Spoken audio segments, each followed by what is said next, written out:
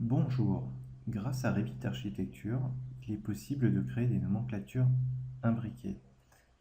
Ces systèmes de nomenclature vont vous permettre de référencer quel type d'objet appartient à quel type de pièce.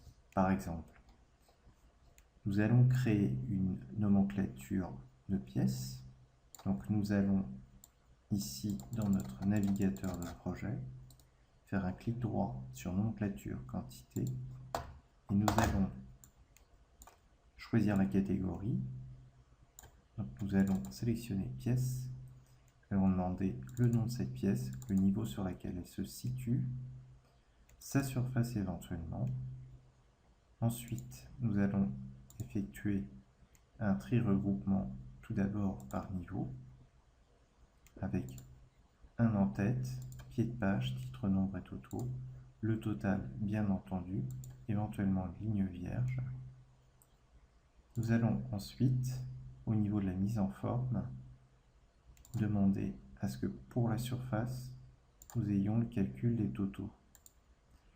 Enfin, élément très important, vous voyez que pour la nomenclature de pièces, vous avez un onglet supplémentaire qui s'appelle nomenclature imbriquée. Nous allons l'activer en cochant nomenclature imbriquée. Et là, nous allons spécifiquement demander la catégorie mobilier. Pour cela, nous allons cliquer ensuite sur propriétés des nomenclatures imbriquées.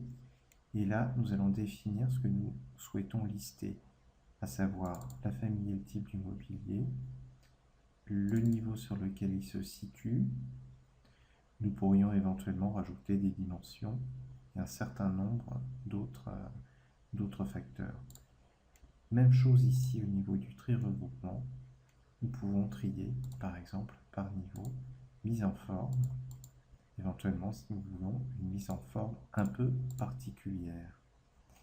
C'est fait, nous allons maintenant cliquer sur OK et nous allons valider final comme ceci.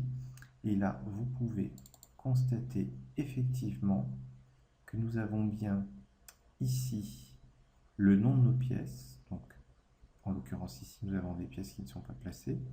Et par exemple, pour la chambre numéro 1, qui s'appelle bedroom numéro 1, qui se trouve sur le niveau 1, nous avons un lit double d'1,34 m par 1,88 m qui est bien sur le niveau 1.